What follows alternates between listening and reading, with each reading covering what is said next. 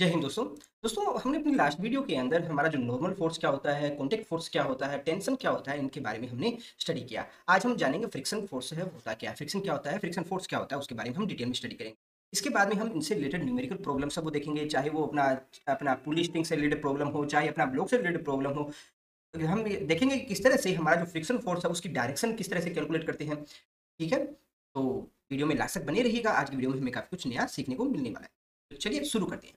दोस्तों सबसे पहले बात करते हैं कि फ्रिक्शन है वो होता क्या है। तो मान लेते हैं कोई भी एक संदूक, ऐसा ये क्या रखा है, आपके घर के कोने में कहीं रखा है। ठीक है, तो क्या ये संदूक है वो अपने आप गति करना शुरू कर देगा, इधर से उधर है किसी वेलोसिटी के साथ मूव करना शुरू कर देगा? नहीं करेगा। क्यों? क्योंकि न्यूटन का जो फर्स्ट लॉ है वो हमें क्या बताता है, उनका फर्स्ट लॉ हमें बताता है कि कोई भी वस्तु अगर स्थिर अवस्था में रखी है तो वो स्थिर अवस्था में ही रहेगी जब तक कि कोई उस पर बाह्य बल नहीं लगाया जाता। और अगर कोई वस्तु है वो गति की अवस्था में है, यानी किसी वेलोसिटी के साथ अगर जा रही है, तो वो गति की अवस्था में रहेगी जब तक कि उसको रोकने के लिए उस पर कोई बाह्य बल नहीं लगाया जाता है, या उसका वेग है वो कांस्टेंट वेग रहेगा जब तक कि उस वेग को कम करने के लिए या बढ़ाने के लिए कोई बाह्य बल नहीं लगाया जाता। ठीक है, तो ये संदूक है, संदूक अपनी अवस्था में ही बना रहेगा जब तक कि क्या है, इस पर कोई बाह्य बल नहीं लगाया जाता। अब दोस्तों क्या है, दीपावली की सफाइयाँ चल रही है और आपकी मम्मी आपको कहती है कि बेटा इस संदूक को खिसका के कहीं साइड में कर दो ताकि इसके नीचे से सफाई है वो कर पाए। तो आप आते हो और इस संदूक पर बल लगाते हो, कितना? मान लेते हैं 5 न्यूटन का बल लगा रहे हो, अपने दोनों हाथों से पूरा जोर लगा रहे हो और 5 न्यूटन का बल लगा रहे हो। किस डायरेक्शन में? इस डायरेक्शन में बल लगाते हो। ठीक है, पर संदूक बहुत भारी है, आप बल लगा रहे हो, परंतु क्या है कि संदूक आगे की तरफ नहीं खिसक रहा है, नहीं खिसक रहा है ना। ठीक है, तो इस कंडीशन के अंदर हमें न्यूटन का जो थर्ड लॉ है वो हमें क्या बताता है? न्यूटन का थर्ड लॉ हमें बताता है कि हम जब भी किसी भी ऑब्जेक्ट के ऊपर कोई बल लगाते हैं, कोई बल लगाते हैं, तो वो ऑब्जेक्ट पर जितना हम बल लगा रहे हैं उतना ही बल अपना विपरीत दिशा के अंदर हमारे ऊपर लगता है। न्यूटन का थर्ड लॉ यही लॉ है हमारे पास में, यानी कि F12 वेक्टर है वो किसके बराबर था? F21 vector. ठीक है, उनकी डायरेक्शन है वो अपोजिट होती है। यहाँ पर आप 5 न्यूटन का बल लगा रहे हो इस संदूक पर संदूक आगे की तरफ नहीं खिसक रहा है। तो न्यूटन का थर्ड लॉ है यहाँ पर किस तरह से काम करेगा? तो देखिए, जितना आप बल लगा रहे हो संदूक के ऊपर, संदूक पे कितना बल लगा रहे हो? 5 न्यूटन का बल लगा रहे हो। किस डायरेक्शन में लगा रहे हो? ये पॉजिटिव एक्स डायरेक्शन में लगा रहे हो, परंतु संदूक तो हिल नहीं रहा है। तो निश्चित तौर पर यहाँ पर संदूक और जो सरफेस है उसके मध्य एक बल लग रहा होगा, जो कि हमारे द्वारा जो लगाए जाने वाले बल है, हमारे जो जितना बल लगा रहे हैं उस बल के बराबर होगा, तभी तो संदूक आगे की तरफ जा रहे हैं। अगर बराबर नहीं होगा तो संदूक है वो आगे की तरफ चलना शुरू हो जाएगा। क्यों? क्योंकि इक्विलिब्रियम की कंडीशन हमें क्या बताती है? इक्विलिब्रियम की कंडीशन हमें बताती है कि summation of F net equals to 0, यानी कि जो हमारा ऑब्जेक्ट है उसका oscillation या सिस्टम का oscillation है वो 0 होना चाहिए। तो यहाँ पर हमारा ऑब्जेक्ट है, यानी कि जो संदूक है वो आगे की तरफ तो जा नहीं रहा है, यानी कि oscillation इसका 0 है, यानी कि जो हमारा सिस्टम है वो इक्विलिब्रियम की स्थिति में है, यानी कि साम्यावस्था की स्थिति में है। तो 5 न्यूटन का जो बल है हम लगा रहे हैं पॉजिटिव एक्स डायरेक्शन में, तो निश्चित तौर पर एक बल लग रहा होगा कौन सी डायरेक्शन में? नेगेटिव एक्स डायरेक्शन में, जो कि हमारे द्वारा जो लगाए जाने वाले बल के बराबर होगा। बराबर होगा तभी तो ये देखिए बराबर होगा ना, बस उसकी दिशा है वो विपरीत होगी। न्यूटन का थर्ड लॉ है तभी तो यहाँ पर फॉलो होगा। ठीक है, तो एक 5 न्यूटन का बल लगेगा कौन सा? Negative x direction. समझ में आएगा यहाँ तक? क्या होता है कि संदूक को तो हिलाना, क्योंकि दीपावली की सफाई चल रही है। तो अब आपकी मम्मी कहती है कि भाई अपने दूसरे भाई को भी ले आओ, दोनों मिलकर है संदूक को आगे की तरफ खिसकाओ। तो आप और आपका भाई है दोनों इस संदूक को आगे खिसकाने के लिए एक बल आपका भाई भी लगाता है। और भाई कितना बल लगा रहा है? मान लेते हैं ये भी लगा रहा है 5 न्यूटन का। तब 5 न्यूटन का बल आप लगा रहे हो और 5 न्यूटन का बल आपका भाई लगा रहा है। ठीक है, अब क्या है कि स्टार्टिंग के अंदर आपने 10 न्यूटन का दोनों ने मिलकर बल लगाया। अब संदूक क्या है कि आगे अभी भी नहीं खिसक रहा है। तो उस कंडीशन के अंदर भी हमारा जो यहाँ पर जो न्यूटन का लॉ है वो फॉलो होगा, यानी कि आगे की तरफ कितना बल लग रहा है? इस डायरेक्शन में लग रहा है 5 + 5, यानी कि 10 न्यूटन का बल इस डायरेक्शन में लग रहा है। तो यहाँ पर जो हमारा जो अपोजिट डायरेक्शन के अंदर जो फोर्स लगेगा वो भी 10 न्यूटन का होगा, क्योंकि 10 न्यूटन से अगर कम रह जाएगा, 10 न्यूटन से अगर कम होगा तो क्या होगा? इस डायरेक्शन में जो लग रहा है आपका 10 न्यूटन का बल, और इस डायरेक्शन में मान लीजिए 10 न्यूटन से कम लग रहा है, 8 न्यूटन का बल लग रहा है, तो यहाँ पर जो नेट फोर्स अपने निकालेंगे, नेट फोर्स कितना लग रहा है? 10 - 8, यानी कि 2 न्यूटन का बल। तो यानी कि ये ऑब्जेक्ट है वो मोशन की स्थिति में आ गया, मोशन की स्थिति में आ गया ना, परंतु हमारा ऑब्जेक्ट है वो मोशन की स्थिति में तो है नहीं, इक्विलिब्रियम की स्थिति में है। तो यहाँ पर एफ नेट है वो 0 होना चाहिए। यहाँ पर 8 न्यूटन का बल नहीं लगेगा, यहाँ इधर भी 10 न्यूटन का बल ही लगेगा और अपोजिट डायरेक्शन में लगेगा। ठीक है, अब संदूक को हिलाने के लिए दोनों भाई क्या है, आप थोड़ा-सा और इसमें जोर लगा रहे हो और दोनों ने मिलकर क्या है थोड़ा-सा बल और बढ़ाया। इससे ही क्या होता है, आपके भाई ने 5 न्यूटन की जगह जैसे ही मान लेते हैं बल है वो 6 न्यूटन लगाया। 6 न्यूटन लगाते ही क्या हो गया, यहाँ पर आपका जो ये संदूक है वो आगे की तरफ मोशन करना शुरू कर देता है। ठीक है, तो यानी कि कोई भी एक ऑब्जेक्ट है उसको आगे की तरफ खिसकाने के लिए हमें एक मैक्सिमम फोर्स है उसकी जरूरत होती है। उस मैक्सिमम फोर्स को जैसे ही हम क्रॉस करेंगे वो अपना जो ऑब्जेक्ट है वो मोशन करना शुरू कर देता है। ठीक है, तो उसी के आधार पर हम जो अपना फ्रिक्शन है, फ्रिक्शन को 2 पार्ट्स में डिवाइड कर लेते हैं। ठीक है, कौन-कौन से होंगे? जो हमारा फर्स्ट जो पार्ट होगा वो क्या होगा? हमारा स्टैटिक फ्रिक्शन क्या होता है? जब हमारा कोई भी ऑब्जेक्ट है वो उस ग्राउंड पे रखा है, तो जब तक वो ग्राउंड पे रखा है और वो स्थिर अवस्था में है, यानी कि हमारा जो ऑब्जेक्ट है वो स्थिर अवस्था में है, उसने किसी तरह का गति है वो यानी कि मोशन है वो शुरू नहीं किया है, तो जो फ्रिक्शन फोर्स लगता है वो किसके बराबर होगा? वो हमारा स्टैटिक फ्रिक्शन के बराबर होगा। ठीक है, अब जैसे ही हमारा ऑब्जेक्ट है उस पर हम इतना बल लगा देते हैं, इतना बल लगा देते हैं कि वो गति की अवस्था में आ जाए, तो गति की अवस्था में आने के बाद में जो फ्रिक्शन फोर्स लगता है उसको हम क्या बोलते हैं? उसको बोलते हैं हम काइनेटिक फ्रिक्शन बोलते हैं, यानी कि गति घर्षण बल बोलते हैं। और स्टैटिक फ्रिक्शन क्या होता है? यानी कि जो स्थिर अवस्था में जो घर्षण बल लग रहा है उसको स्टैटिक बोल देते हैं। ठीक है, काइनेटिक फ्रिक्शन है उसको भी हम दो पार्ट्स में डिवाइड करते हैं। कौन कौन से दो पार्ट होंगे? पहला इसका जो पार्ट है वो स्लाइडिंग फ्रिक्शन होगा और दूसरा है रोलिंग फ्रिक्शन होगा। स्लाइडिंग फ्रिक्शन क्या है? हम कोई भी एक संदूक है, बक्सा है, उसको आप किसी की बल के द्वारा उसको आगे की तरफ घसीट रहे हो, खिसका रहे हो, तो वो क्या है? यानी कि आप ऑब्जेक्ट को आगे की तरफ स्लाइड कर रहे हो। तो स्लाइड करने के दौरान जो इसके ऊपर जो फ्रिक्शन फोर्स अप्लाई हो रहा है, फ्रिक्शन फोर्स लग रहा है, उसको हम क्या कहेंगे? स्लाइडिंग फ्रिक्शन कहेंगे। और अगर इसी जो बक्से की जगह अगर आपने कोई एक टायर लिया होता, ठीक है, आपने बचपन में टायर को साथ है, साइकिल के टायर होगा, टायर को किसी लकड़ी के साथ आगे की तरफ घुमाते हुए खेल तो खेला ही होगा। तो यहाँ पर आप साइकिल का जो टायर है, टायर को आगे की तरफ घुमा रहे हो, तो यहाँ पर जो साइकिल का टायर है वो क्या है? रोल कर रहा है, घूम रहा है। तो यहाँ पर जो साइकिल का टायर है और जो सरफेस है उसके मध्य जो बल लग रहा है एंटी डायरेक्शन में, क्यों? क्योंकि यहाँ भी एक बल लगा रहे हो, साइकिल के टायर को आप घुमाने के लिए एक फोर्स यहाँ से लगा रहे हो। तो स्टार्टिंग में जब टायर नहीं घूम रहा है तो उस कंडीशन के अंदर आपका क्या है? जितना बल इस डायरेक्शन में लग रहा है उतना ही बल इसके अपोजिट डायरेक्शन में लगेगा।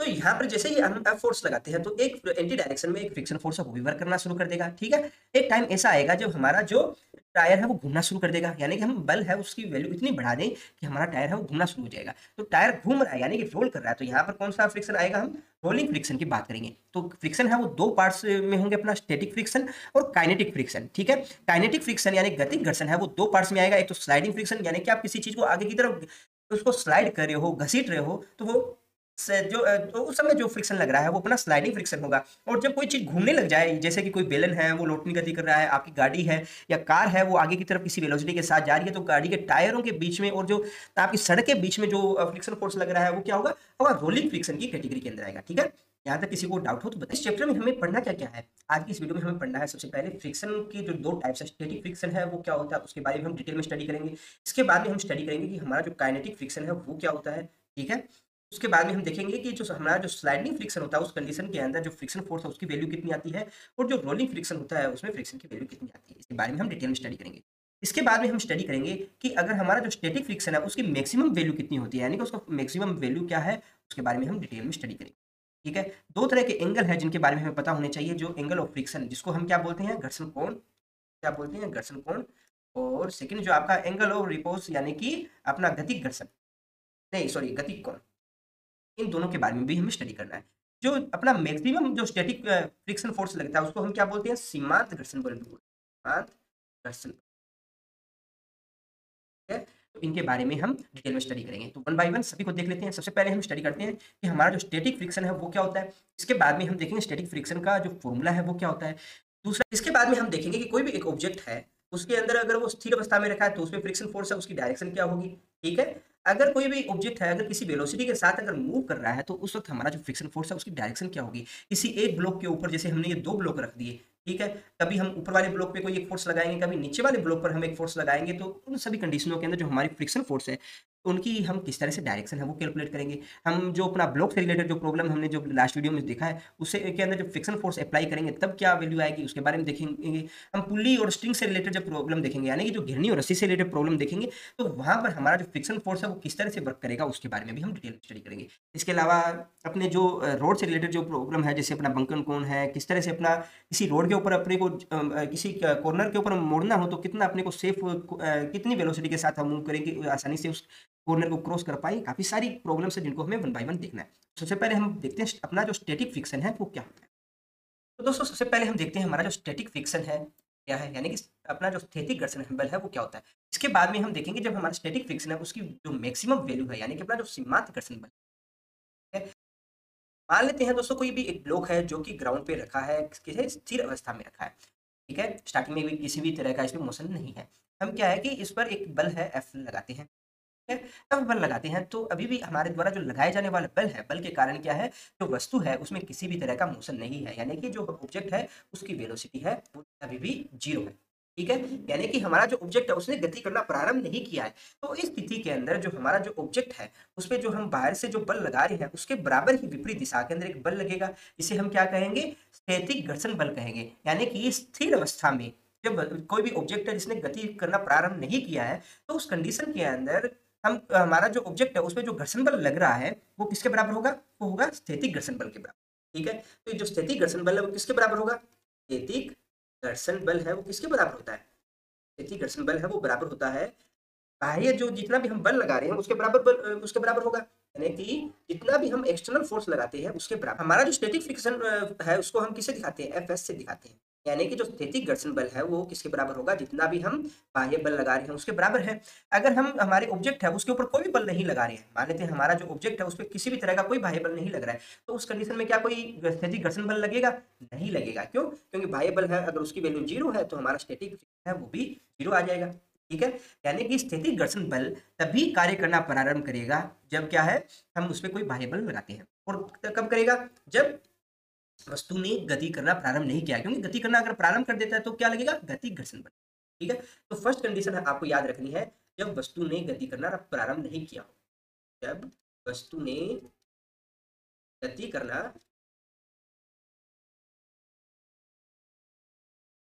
प्रारंभ नहीं किया। ठीक है, याद रखिएगा। सेकंड क्या है, सेकंड आपको याद रखना है कि जो अपना स्टैटिक घर्षण बल है, स्टैटिक फ्रिक्शन फोर्स है, वो किसके बराबर होगा, हमारे द्वारा जो लगाए जाने वाले बाह्य बल है उसके बराबर। ठीक है, ये दो चीजें याद रहेगी।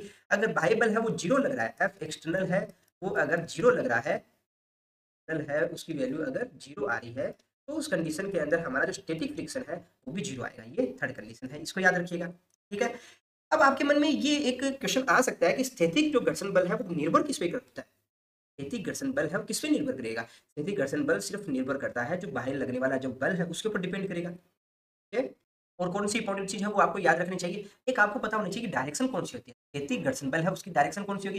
तो देखिए हमें क्या पता है, हमें पता है कि कोई भी एक ऑब्जेक्ट है अगर उसका द्रव्यमान m है तो उस पर ग्रेविटेशनल एक्सीलरेशन की वजह से क्या है, डाउनवर्ड डायरेक्शन के अंदर एक फोर्स लगता है, कितना लगता है, mg के बराबर होता है। तो अगर mg है वो डाउनवर्ड डायरेक्शन में लग रहा है तो एक इस पर विपरीत दिशा के अंदर एक नॉर्मल फोर्स है वो वर्क करेगा, नॉर्मल फोर्स है वो वर्क करेगा। ठीक है, अगर इस पर हम एफ फोर्स है वो इस डायरेक्शन में लगा रहे हैं, ठीक है, और हमारा जो वस्तु है या ऑब्जेक्ट है उसने गति करना प्रारंभ नहीं किया, तो आप ही बताओ फ्रिक्शन फोर्स अब कौन सी डायरेक्शन में होगा, फ्रिक्शन फोर्स, क्योंकि न्यूटन का थर्ड लॉ हमें क्या बताता है कि हमेशा अगर किसी ऑब्जेक्ट पर एक बल लग रहा है तो विपरीत दिशा में भी कुछ ना कुछ बल लगेगा अगर वस्तु साम्यावस्था के अंदर रहे। ठीक है ना, तो यहाँ पर फ्रिक्शन फोर्स है जो हमारे द्वारा जो लगाए जाने वाले बल है उसके विपरीत दिशा में लगेगा।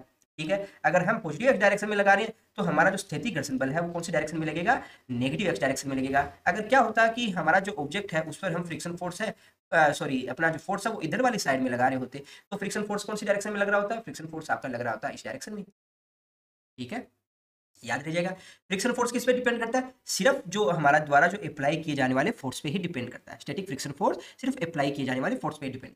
ठीक है, अगर जो एक्सटर्नल फोर्स है वो 0 है तो हमारा स्टैटिक फ्रिक्शन है वो भी 0 आएगा। ठीक है, कोई डाउट हो कमेंट बॉक्स में। नेक्स्ट है हमारा कि जो मैक्सिमम स्टैटिक फ्रिक्शन फोर्स है यानी कि जो सीमांत घर्षण बल है वो क्या होता है, इसे भी देख लेते हैं। देखिए जो हमारा स्टैटिक फ्रिक्शन है, स्टैटिक फ्रिक्शन है उसकी जो मैक्सिमम वैल्यू होती है वो क्या कहलाती है, अपना सीमांत घर्षण बल। यानी कि उससे ज्यादा अगर हम किसी ऑब्जेक्ट पे घर्षण बल लगेगा तो उसके बाद में क्या ऑब्जेक्ट है वो गति करना प्रारंभ कर देगा। जैसे कि मान लेते हैं अगर कोई भी एक ऑब्जेक्ट है जो ग्राउंड पे रखा है, ठीक है, इस ऑब्जेक्ट को आप 5 न्यूटन का बल लगा रहे हो तब तक है ऑब्जेक्ट आगे की तरफ नहीं खिसक रहा है। जैसे ही इस पर आप 6 न्यूटन का बल लगाते हो, 6 न्यूटन का बल लगाते ही ऑब्जेक्ट है हमारा आगे की तरफ है किसी वेलोसिटी के साथ मूव करना शुरू कर देता है। ठीक है, यानी कि 5 न्यूटन से जैसे ही आप 6 न्यूटन पे यानी कि 1 न्यूटन बल जैसे ही आप बढ़ाते हो वस्तु है वो गति की अवस्था में आ जाएगी। तो वो क्या 6 के ऊपर गति की अवस्था में आ रही है या 5.9 न्यूटन के ऊपर गति की अवस्था में आ रही है। आप देखते हो कि जब तक इसके ऊपर 5.9 न्यूटन का बल लगता है तब तक जो वस्तु है स्थिर अवस्था में ही बनी रहती है। पर जैसे ही इसमें 5.9 के ऊपर आप 0.1 न्यूटन बढ़ाते हो तो वो एकदम से ये जो बारीक जो हल्का सा न्यूटन बल बढ़ाते ही वो गति की अवस्था में आ रही है। तो वो क्या है कि 5.9 जो न्यूटन का जो फोर्स आप लगा रहे हो वो क्या है, आपका स्थैतिक घर्षण बल की जो ये मैक्सिमम वैल्यू है वो क्या है, आपकी सीमांत घर्षण क्या है, सीमांत घर्षण बल। ठीक है, ये सीमांत घर्षण बल होता है। इसको एक ग्राफ से मैं समझाना चाहता हूँ कि मान लेते हैं कोई भी एक ऑब्जेक्ट है के ऊपर हम क्या है कि इधर वाली तरफ से कोई भी एक बाह्य फोर्स है एफ एक्सटर्नल फोर्स है वो अप्लाई ठीक है।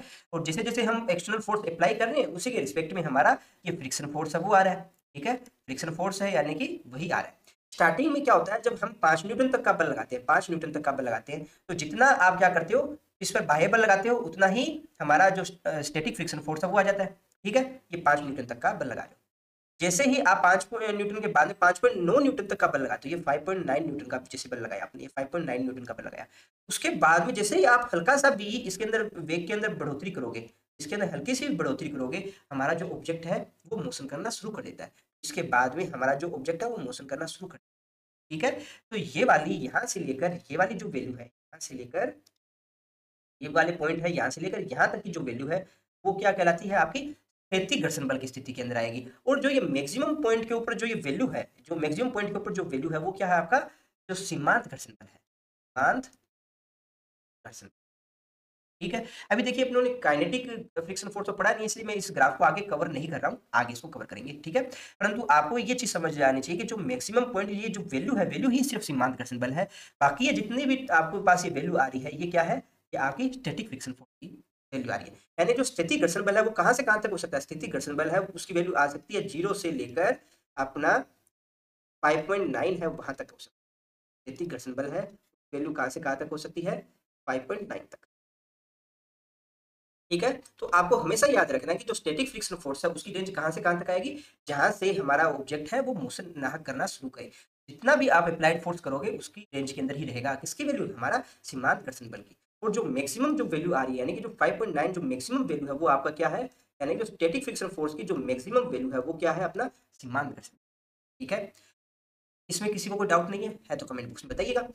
अब क्या है कि सीमांत जो घर्षण बल है उसकी वैल्यू हम किस तरह से कैलकुलेट करते हैं, इसको कैलकुलेट करने का कुछ मेथड रहता है। क्या रहेगा, देखिए इसमें अलग अलग तरह के ऑब्जेक्ट है उस पर एक्सपेरिमेंट करके देखा गया। सबसे पहले क्या देखा गया कि कोई एक चिकनी सतह है, चिकनी सतह के ऊपर हमने कोई ऑब्जेक्ट रखा और उस पर हम उस पर फोर्स लगाकर देखते हैं। फिर एक खुरदरी सतह पर हम क्या करते हैं, ये खुरदरी सतह ली और एक खुरदरी सतह ली, ये मान लेते हैं सतह है।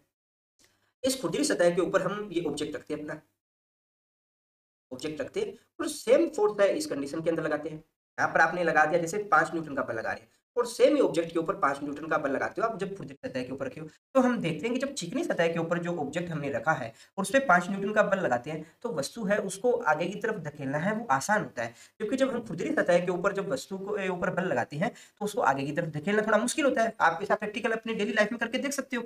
आप देखिएगा कि खुरदरी सतह पर आप किसी वस्तु को आगे की तरफ खिसकाइएगा, आपको ज़्यादा मेहनत करनी पड़ेगी, आपको ज़्यादा बल लगाना पड़ेगा। जबकि आप उसको किसी चिकनी सतह के ऊपर उसको खिसकाने की कोशिश कीजिए तो आप खुरदरी सतह की तुलना में आसानी से उसको आगे की तरफ खिसका सकते हो। तो निश्चित तौर के ऊपर जो स्थैतिक घर्षण बल है, जो सीमांत घर्षण बल है, उसका जो वैल्यू है वो किस पे डिपेंड कर रहा है, तो अपना सीमांत घर्षण बल यानी कि जो मैक्सिमम जो अपना फ्रिक्शन फोर्स है उसकी वैल्यू है कहीं ना कहीं डिपेंड कर रही है जो हमारा सरफेस है, यानी जो कॉन्टेक्ट सरफेस है उन पे डिपेंड कर रही है ना।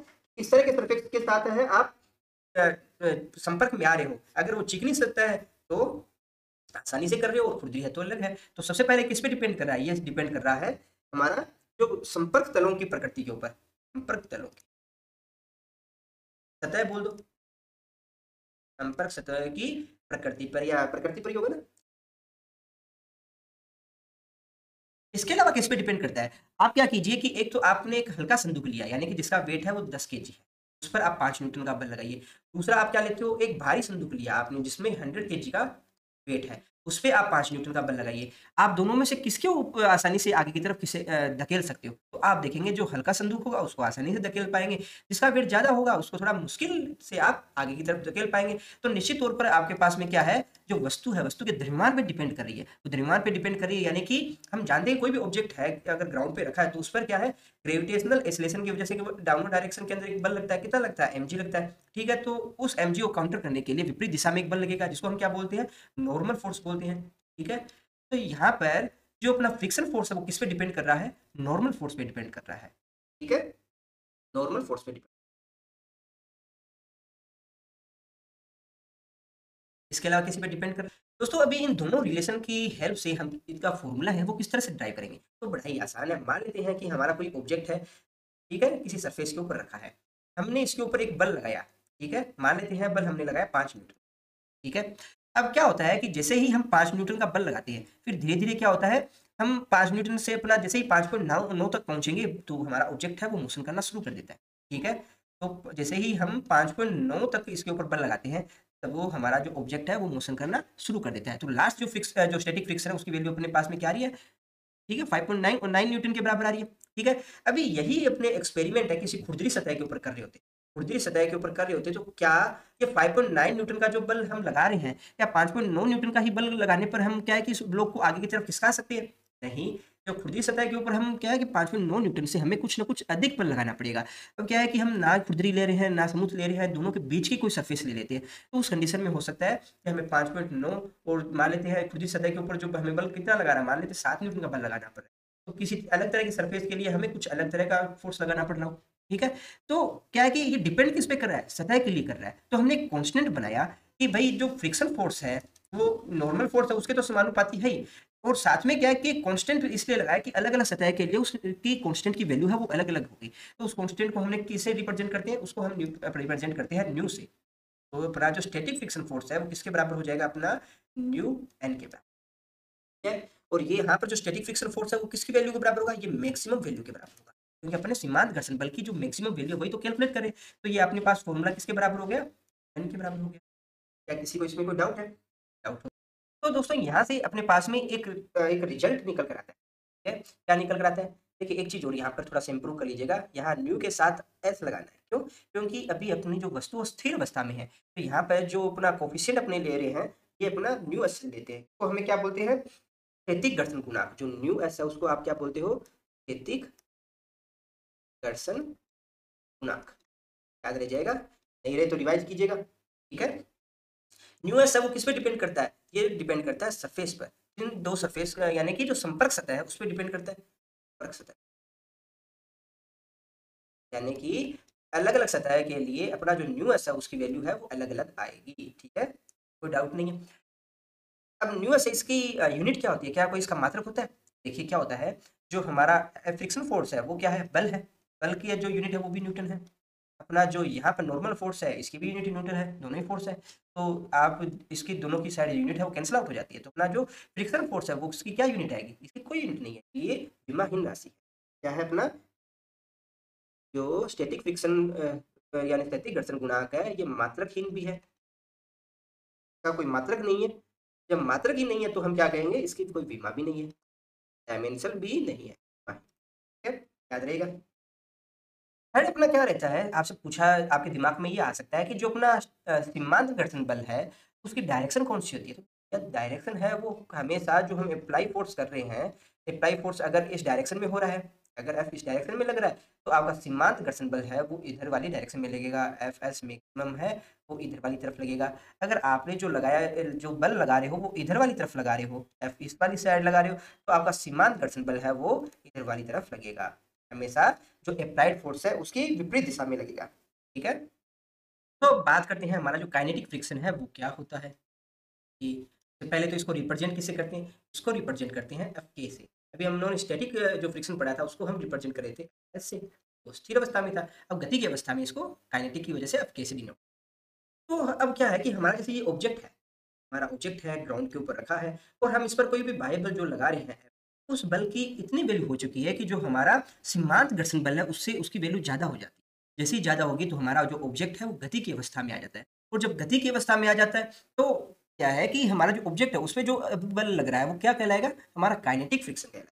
ठीक है, तो काइनेटिक फ्रिक्शन है। अब देखिए अगर ऑब्जेक्ट है, देखिए अगर उसमें 10 केजी का वेट है, 10 केजी का अगर उसमें वेट है तो उसको खिसकाना आसान होगा या कोई सेम ही इसी तरह से कोई एक दूसरी ऑब्जेक्ट है, ठीक है, जिसका वेट कितना है 100 केजी है, इसके ऊपर सेम ही बल लगाते हैं हम। अगर यहाँ पर आप 10 न्यूटन का लगा रहे हो तो यहाँ पे भी हम 10 न्यूटन का ही बल लगा रहे हैं, तो दोनों में से किसको आगे की तरफ गति में लाना आसान होगा, आप कहोगे 10 केजी का। तो यानी कि जो काइनेटिक फ्रिक्शन फोर्स है वो भी किस पे डिपेंड करता है, वस्तु के वेट पे डिपेंड करता है, और हम जानते हैं वेट वो किससे किससे निकलता है। देखिए अगर यहाँ पर mg के बराबर डाउनवर्ड डायरेक्शन में है तो नॉर्मल फोर्स लगेगा अपवर्ड डायरेक्शन में, यानी कि जो काइनेटिक फ्रिक्शन है वो किस पे डिपेंड करेगा, हमारा जो ऑब्जेक्ट है उसका जो नॉर्मल फोर्स है उस पर डिपेंड करेगा, यानी कि उसके समानुपाती होगा। अब अलग अलग सतह के लिए देखा गया कि कोई अगर चिकनी सतह है, चिकनी सतह के लिए क्या है कि ये जो अपने कांस्टेंट यहाँ पे ले रहे हैं जो एफ के है इक्वल टू कोई भी कांस्टेंट मान लो, जैसे ऊपर हमने कांस्टेंट माना था न्यू एस माना था, यहाँ हम मानते हैं न्यू के और अपना जो नॉर्मल फोर्स है। ठीक है, तो जो चिकनी सतह है, चिकनी सतह के लिए जो अपना कांस्टेंट है, यहाँ पर अपनों ने कांस्टेंट का नाम क्या लिखा था, यहाँ पे अपनों ने लिखा था स्थैतिक घर्षण गुणांक। अब देखिए वस्तु अपनी गति की अवस्था में है, तो यहाँ पर जो कांस्टेंट है उसका नाम हम क्या लिखेंगे, इसका हम नाम लिखेंगे गतिक घर्षण, गतिक घर्षण गुणांक, काइनेटिक फ्रिक्शन कोएफिशिएंट, जिसको हम न्यू के से डिनोट करते हैं। अलग अलग वस्तुओं के लिए अलग अलग होगा। चिकनी सतह वाली वस्तु है उसके लिए न्यू के की वैल्यू अलग अलग आएगी। कोई अपना क्या है खुरदरी वस्तु सतह होगी तो उसके लिए अपना न्यू के की वैल्यू अलग अलग आएगी। ठीक है, तो यहाँ से अपने पास एक फॉर्मूला आ जाता है कि हमारा जो काइनेटिक जो फ्रिक्शन फोर्स है वो किसके बराबर होगा, न्यू के। ठीक है, एन क्या है, नॉर्मल फोर्स है, न्यू के क्या है, आपका गति घर्षण गुणांक। ठीक है, और एफ के क्या है, आपका काइनेटिक फ्रिक्शन। ठीक है, फॉर्मूला याद रह जाएगा। न्यू के बारे में बात करते हैं। न्यू के किस पे डिपेंड करता है, न्यू के ओनली डिपेंड करता है जो संपर्क सतह है उनके ऊपर, संपर्क सतह, जो ऑब्जेक्ट है उनके संपर्क सतह पर डिपेंड। ठीक है, इसके अलावा न्यू की किस पे डिपेंड करते हैं, देखिए वहां वस्तु अपनी स्थिर अवस्था में थी, ठीक है, यहाँ वस्तु अपनी गति की अवस्था में है, तो क्या न्यू के की वैल्यू है वो वस्तु के वेग पे डिपेंड करेगी, वस्तु के वेग पे निर्भर नहीं करेगी। इंपॉर्टेंट है, याद रखिएगा। जो न्यू के यानी कि अपना जो गति घर्षण गुणांक है ये वस्तु के वेग पे निर्भर नहीं करता, वस्तु के वेग पर निर्भर नहीं करता। ठीक। अच्छा, एक क्वेश्चन आपके दिमाग में आ सकता है कि जो सरफेस एरिया है उस पर डिपेंड करता है। जैसे कि मान लेते हैं एक संदूक है, उसका जो सरफेस एरिया है वो आता है आपके पास में, जैसे मान लीजिए 5 मीटर स्क्वायर है। दूसरा जो ऑब्जेक्ट है उसका सरफेस एरिया है वो आता है 2 मीटर स्क्वायर है। तो क्या सरफेस एरियाओं पे डिपेंड करता है, नहीं, सरफेस एरिया पे डिपेंड नहीं करेगा। चाहे आपने 5 kg लीजिए, 5 मीटर स्क्वायर का हो चाहे 2 मीटर स्क्वायर का हो, तो ये भी चीज दोनों में याद रखेगा। जो अपना यहाँ भी याद रखेगा, जो एरिया है एरिया पे डिपेंड नहीं करेगा, सरफेस एरिया, सरफेस एरिया है उस पर डिपेंड नहीं करेगा, सिर्फ उसकी प्रकृति क्या है उस पर डिपेंड करेगा। तो ये वाला जो इसका पॉइंट है ये भी याद रखिएगा, जो सरफेस एरिया है, सरफेस एरिया उस पर भी डिपेंड नहीं करता, डिपेंड नहीं करता, सिर्फ किस पे निर्भर करेगा कि जो संपर्क सतह है उसकी प्रकृति कैसी है, प्रकृति कैसी है, खुरदरी है, चिकनी है ना, उस पर ही डिपेंड करेगा। ये फॉर्मूला ये याद रखिएगा। एक चीज और प्रैक्टिकली देखी गई है, क्या देखी गई है कि जो हमारा स्टैटिक जो फ्रिक्शन कोफिशिएंट है, स्टैटिक फ्रिक्शन कोफिशिएंट है उसकी वैल्यू ज्यादा आती है किससे, जो काइनेटिक फ्रिक्शन कोफिशिएंट, यानी कि जो अपना स्थैतिक जो घर्षण गुणांक है उसकी वैल्यू ज्यादा आती है अपना जो काइनेटिक घर्षण गुणांक। यानी कि वस्तु को एक बार उसको गति में लाने के लिए हमें अधिक बल लगाना पड़ता है, और जैसे ही वस्तु गति में आ जाती है उसके बाद में जो लगाने जाने वाला बल है वो कम हो जाता है। ठीक है, इसको मैं भी ग्राफ बनाएंगे तो उसमें हम समझ लेंगे। तो यहाँ से एक रिलेशन अपने पास में क्या आ जाएगा, जो अपना स्टैटिक जो घर्षण है उसकी मैक्सिमम वैल्यू यानी कि जो सीमांत घर्षण बल है उसकी वैल्यू हमेशा ज्यादा होगी किससे, जो काइनेटिक जो फ्रिक्शन है उससे। ठीक है, ये भी याद रह जाएगा आपको, है? तो काफी इंपॉर्टेंट। तो अभी अपना ग्राफ है वो पूरा कर लेते हैं। ग्राफ हमने क्या देखा था कि कोई भी एक ऑब्जेक्ट है, कोई भी ऑब्जेक्ट है जिस पर हम कोई भी एक बल लगाते हैं, ये बल है हम लगाते हैं, तो घर्षण बल है वो किस तरह से चेंज होता है वो देख लेते हैं। तो शुरुआत में क्या होता है, जब तक हमारी वस्तु है उसने गति करना प्रारंभ नहीं किया है, तो जितना आप बल लगाओगे उतना ही उस पर घर्षण बल लगेगा।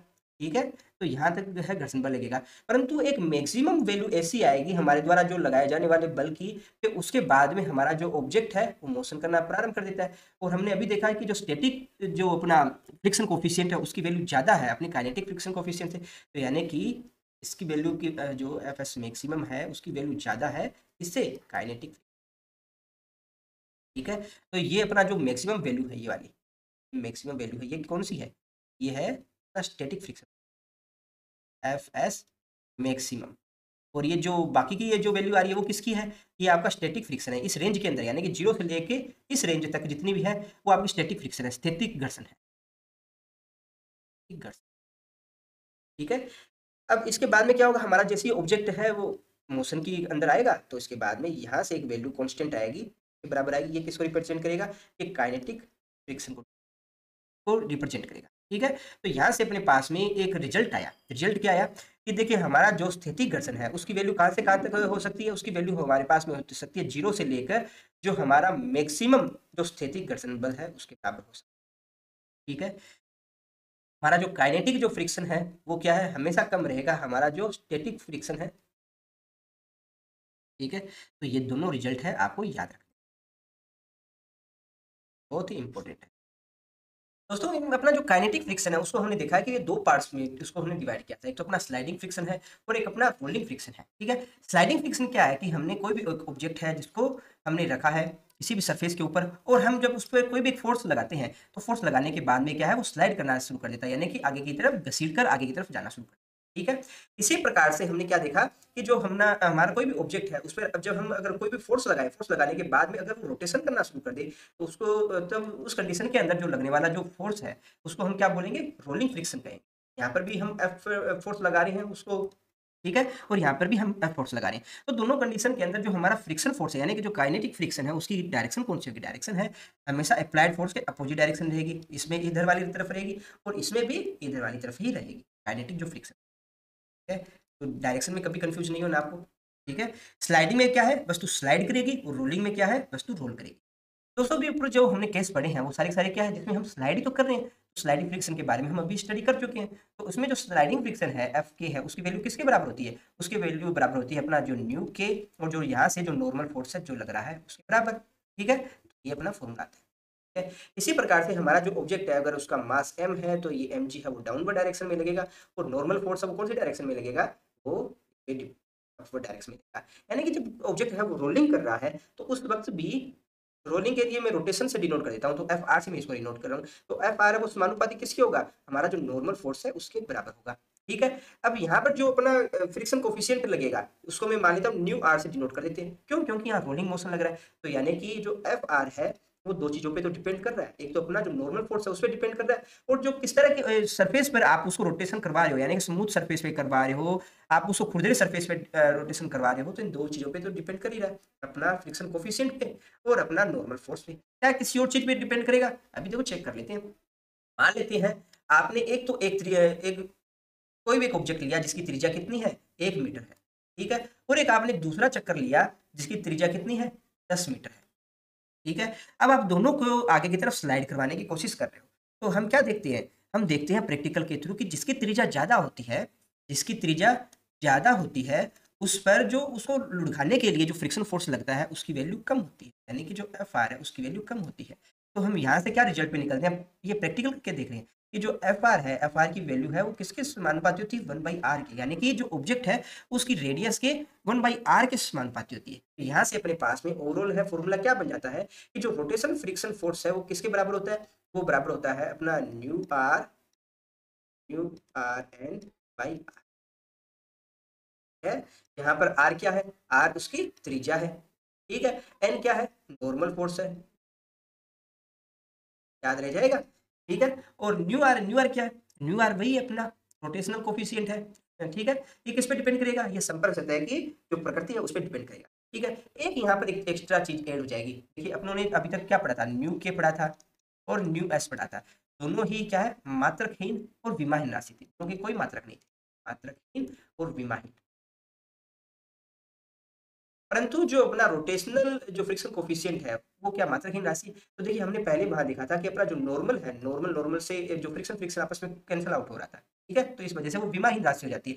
परंतु यहाँ पर एक रेडियस आ रहा है, रेडियस जब इधर वाली साइड जाएगा तो अपने क्या देखेंगे, जो अपना जो रोटेशनल कोफिशिएंट है, जो फ्रिक्शन रोटेशन कोफिशिएंट है, इसकी वैल्यू किसके बराबर होगी, यानी कि इसका मात्रक क्या होगा, ये इस आर त्रिज्या की वजह से क्या आ जाएगा, मीटर आ जाएगा। ठीक है, इसकी डायमेंशन क्या आ जाएगी, डायमेंशन आ जाएगी एल। है, ये दो चीजें हैं इसमें ऐड हो जाती है, ये इंपॉर्टेंट है, इसको याद भी रखना आपको। एक चीज और है दोस्तों, बचपन में आपने अनुभव किया होगा कि अगर आपके पास में कोई दो वस्तु है, एक तो आपके पास कोई भी आयताकार या कोई भी वस्तु है और एक आपके पास गोलाकार वस्तु, तो दोनों में से किस पर अगर आप समान बल लगा रहे हो, समान बल एफ लगा रहे हो, तो कौन सी वस्तु है उसको आगे की तरफ ले जाना आसान होगा, गोल वस्तु उसको आगे की तरफ ले जाना आसान है या चौकोर वस्तु को आगे की तरफ ले जाना आसान है। तो हम देखते हैं कि गोल वस्तु है उसको आगे की तरफ ले जाना ज़्यादा आसान है, यानी कि हम कम बल लगाकर उसको आगे की तरफ लुढ़का सकते हैं।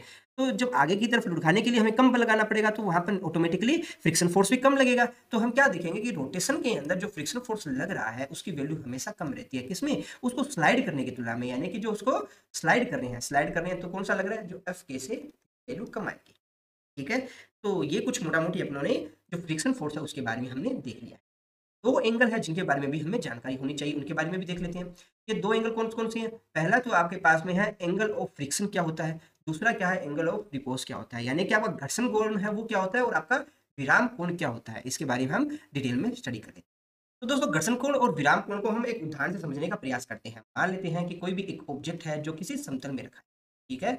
इस समतल में हमारा कोई एक और एक वस्तु हमारी रखी है कोई भी एक इंक्लाइंड प्लेन के ऊपर यानी कि किसी नतल के ऊपर। तो जब वस्तु किसी समतल पे रखी हो तो हम बात करेंगे घर्षण कोण की और जब कोई वस्तु है हमारी क्या है किसी इंक्लाइंड प्लेन के ऊपर रखी है तो हम बात करेंगे विराम कोण की। ये चीज़ तो आपको क्लियर हो गई होगी। अब घर्षण कोण क्या होता है उसके बारे में हम सबसे पहले देख लेते हैं। हमने क्या-क्या पढ़ा है? हमने पढ़ा है कि कोई भी वस्तु है अगर उसके अंदर द्रव्यमान m है तो उस पर कौन-कौन से फोर्स अप्लाई होंगे? सबसे पहले तो उस पर mg फोर्स है वो डाउनवर्ड डायरेक्शन में लगेगा। ठीक है? तो mg अगर डाउनवर्ड डायरेक्शन में लग रहा है तो उस पर नॉर्मल फोर्स है वो अपवर्ड डायरेक्शन में लगेगा। दिक्कत है इसमें? ठीक है? इस पे फ्रिक्शन फोर्स है वो कौन-सी डायरेक्शन में लगेगा? तो मान लेते हैं अगर हमारा जो ऑब्जेक्ट है उस पर अगर इस डायरेक्शन में एक F फोर्स फोर्स से हम कोई भी एक एक्सटर्नल फोर्स है इस डायरेक्शन में अगर लगा रहे हैं तो इस पर जो फ्रिक्शन फोर्स है वो कौन-सी डायरेक्शन में लगेगा? फ्रिक्शन फोर्स लगेगा इस डायरेक्शन में और ये फ्रिक्शन फोर्स कौन-सा है? Fs है। ठीक है? Fs और कितना मैक्सिमम जो लग रहा है। दोस्तों आपका जो नॉर्मल फोर्स और सीमांत घर्षण बल है उसका एक रिजल्टेंट फोर्स भी होगा। रिजल्टेंट फोर्स होगा ना, तो रिजल्टेंट फोर्स वो किसके बराबर होगा? रिजल्टेंट फोर्स बराबर होगा, हमने अपनी लास्ट वीडियो के अंदर पढ़ा है कि कोई भी एक वेक्टर है उसके समानांतर हम बराबर लंबाई की और समान दिशा के साथ उसको रिप्लेस कर सकते हैं। तो जो स्टैटिक फ्रिक्शन फोर्स है उसको हम जो अपना इधर वाली तरफ है उसको रिप्लेस कर सकते हो ना ऐसे। जो एफ एस मैक्सिमम है उसको इधर वाली डायरेक्शन में आप रिप्लेस कर सकते हो। तो रिजल्टेंट है इसको मैं डिनोट करता हूँ एस वेक्टर से। तो एस वेक्टर है वो किसके बराबर आ जाएगा? एस वेक्टर आपका बराबर आ जाएगा आपका under roots of N square. देखो मैग्नीट्यूड की फॉर्म में है ना ये, तो इसलिए एक बार वेक्टर यहाँ नहीं लगाएंगे अपने। ठीक है, ये किसके बराबर आ जाएगा? अपना एन स्क्वायर प्लस अपना आ जाएगा जो स्टैटिक फ्रिक्शन है जो उसकी मैक्सिमम वैल्यू जो है इस स्क्वायर के बराबर आ जाएगा। यहाँ तक कोई दिक्कत नहीं है। तो ये नॉर्मल फोर्स के साथ यहाँ कुछ एंगल बना रहा है। तो ये एंगल बना रहा है, इस एंगल को हम क्या है थीटा से डिनोट करते हैं और ये थीटा एंगल ही क्या है? आपका घर्षण कोण। ठीक है, तो ये आपका जो थीटा एंगल है वही क्या आपका घर्षण कोण है और इसकी वैल्यू कितनी है? टेन थीटा है वो किसके बराबर होगा? टेन थीटा हम जानते हैं लंब बटे आधार के बराबर होता है। तो ये किसके बराबर आ जाएगा? अपना F S maximum by N के बराबर हो जाएगा। और हमने पढ़ा है कि जो अपना एफ एस मैक्सिमम उसकी वैल्यू किसके बराबर होती है? इसकी वैल्यू बराबर होता है अपना न्यू एस एन के बराबर होती है। ये पढ़ा थोड़ी देर पहले। ये किसके बराबर है अपना? ये बराबर है mu s N by N के बराबर। किसके बराबर आ गया? टेन थीटा के बराबर आ गया। तो यहाँ से आप क्या कहोगे कि जो टेन थीटा है वो किसके बराबर है? आ गया अपना, यहाँ एन से एन कैंसिल हो रहा है, ये न्यू एस के बराबर आ गया। यहाँ तक किसी को दिक्कत है? तो यहाँ पर घर्षण कोण यानी कि एंगल ऑफ फ्रिक्शन या फ्रिक्शन एंगल है वो किसके बराबर आ जाएगा? Theta equals to tan inverse mu s. ये क्या अपना एंगल ऑफ फ्रिक्शन या फ्रिक्शन एंगल।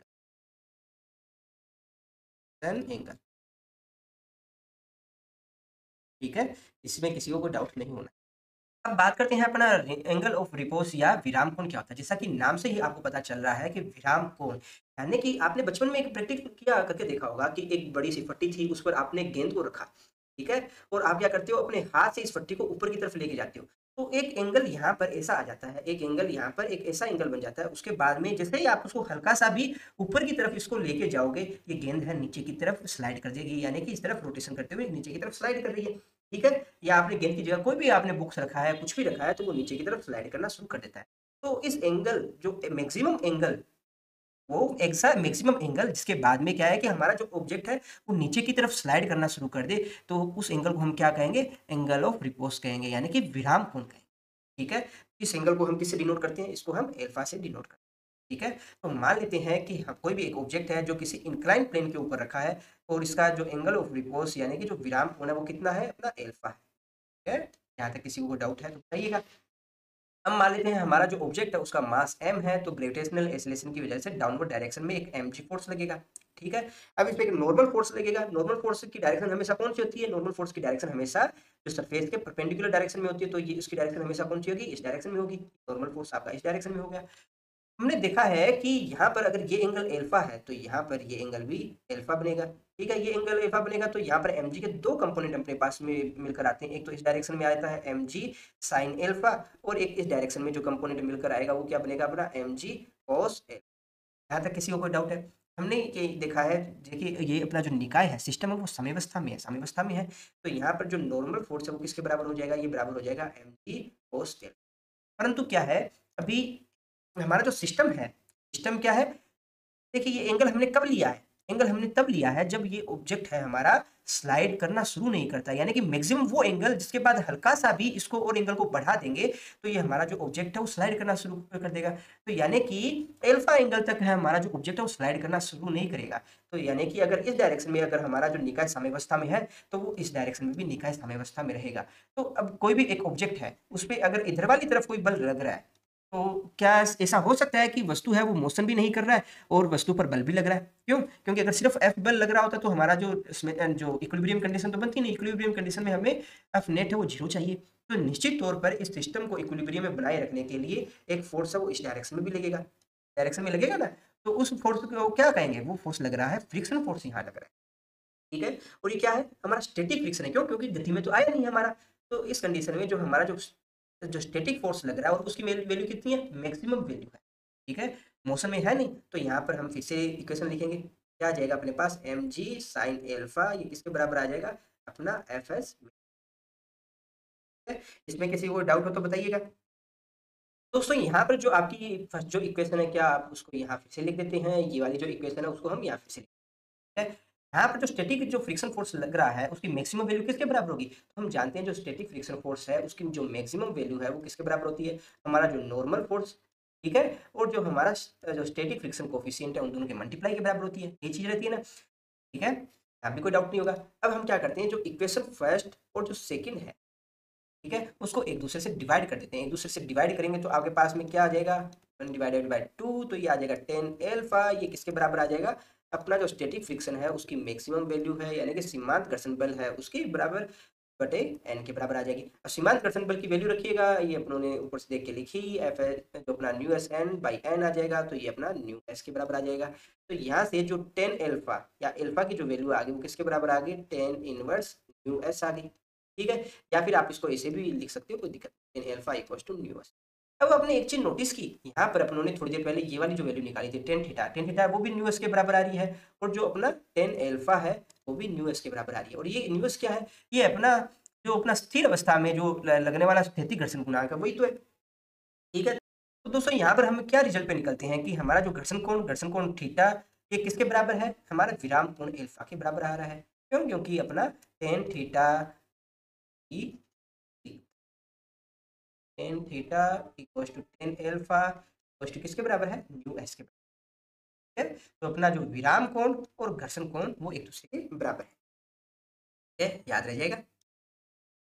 इसके अलावा कहीं आपसे रिजल्टेंट के लिए पूछा हो तो रिजल्टेंट की वैल्यू भी मैं थोड़ा सा और यहाँ पर एक्सप्लेन कर देता हूँ, थोड़ा यहाँ पे आ सकते, एस की वैल्यू वो किसके बराबर हो जाएगी, एस की वैल्यू बराबर हो जाएगी, यहाँ पर देखो अपना एफ एस है उसकी वैल्यू अपनों ने मैक्सिमम उसकी वैल्यू किसके बराबर है, ये वैल्यू है अपना यू एस एन के बराबर है, यू एस एन के बराबर है। तो यहाँ से एस की वैल्यू क्या आ जाएगी, यहाँ से एन है वो बाहर आ जाएगा, under of 1 plus U S. तो दोस्तों यहाँ एग्जाम में लिखने के लिए डेफिनेशन है वो आप याद रखिएगा कि जो आपका एंगल ऑफ फ्रिक्शन है वो किसके बराबर होता है, it define as the angle between the normal reaction, यानी कि अपना जो नॉर्मल फोर्स जो लग रहा है, ठीक है, एंड रिजल्टेंट फोर्स जो अपना देखिए जो रिजल्टेंट फोर्स है ये एस है, जो रिजल्टेंट फोर्स एस और जो नॉर्मल फोर्स एन, इन दोनों के मध्य जो एंगल बन रहा है वो क्या है, अपना एंगल ऑफ फ्रिक्शन यानी कि घर्षण कोण ये है, ठीक है। और ये कब है, जब ऑब्जेक्ट है उसने मूव करना शुरू नहीं किया, यानी कि जो स्टैटिक फ्रिक्शन की कंडीशन के अंदर जो अपना स्टैटिक फ्रिक्शन की उसको मैक्सिमम वैल्यू, ठीक है। और ये कब है, जब हमारा ऑब्जेक्ट है वो किसी समतल में रखा है ना, ऑब्जेक्ट है वो किसी नत्तल के ऊपर रखा हो, किसी इंक्लाइन प्लेन के ऊपर रखा हो। तो जब हमारा ऑब्जेक्ट है उसने स्लाइड नहीं किया है, करना शुरू किया है, तो हमारा जो अपना एंगल ऑफ रिपोज है वो किसके बराबर होगा, कि minimum angle of an incline plane which cause an object to slide down the plane, ठीक है। यानी कि इस ऑब्जेक्ट को यहाँ से स्लाइड करने से रोकने के लिए हमें कितना एंगल है कम से कम रखना पड़ेगा कि अपना जो ऑब्जेक्ट है वो स्लाइड करना नहीं शुरू है। तो दोस्तों आज की वीडियो में हमने घर्षण के बारे में स्टडी की, हमने स्टैटिक फ्रिक्शन देखा, स्टैटिक फ्रिक्शन की मैक्सिमम वैल्यू है उसको देखा, काइनेटिक फ्रिक्शन देखा, उसके पार्ट्स को देखा, हमने घर्षण कोण देखा, हमने विराम कोण के बारे में स्टडी किया, ठीक है। जो नेक्स्ट वीडियो है उसके अंदर हम इनसे रिलेटेड कुछ न्यूमेरिकल प्रॉब्लम्स है, काफ़ी अच्छे न्यूमेरिकल प्रॉब्लम हैं जिनको हम डिस्कस करने वाले हैं। इसमें हम देखेंगे कि किसी एक ब्लॉक है अगर उसके नीचे भी ब्लॉक रखा है, उसके नीचे भी एक ब्लॉक रखा है और किसी पर फोर्स एफ लगा रहे हैं, तो उस कंडीशन के अंदर अपना फ्रिक्शन जो फोर्स है उसकी डायरेक्शन किस तरह से आएगी उसके बारे में हम स्टडी करेंगे। हम देखेंगे कि कोई भी एक इंक्लाइन प्लेन है, इंक्लाइन प्लेन के ऊपर किस तरह से फ्रिक्शन फोर्स है, अगर कोई ऑब्जेक्ट रखा हो उसके ऊपर किस तरह से लगता है उसके ऊपर देखेंगे। रोटेशन की कंडीशन के अंदर किस तरह से फ्रिक्शन फोर्स है वो वर्क करता है उसके ऊपर हम स्टडी करेंगे। हम स्ट्रिंग से रिलेटेड जो प्रॉब्लम्स है उनके अंदर हम देखेंगे, पुली से रिलेटेड जो प्रॉब्लम है उनके बारे में देखेंगे। ठीक है? तो आज की वीडियो में बस इतना ही। नेक्स्ट वीडियो के अंदर हम कुछ और मज़ेदार टॉपिक्स है जिनको स्टडी करने वाले हैं। वीडियो अच्छा लगा तो लाइक कीजिएगा, शेयर कीजिएगा और चैनल को सब्सक्राइब करना तो बिल्कुल ना भूलिएगा।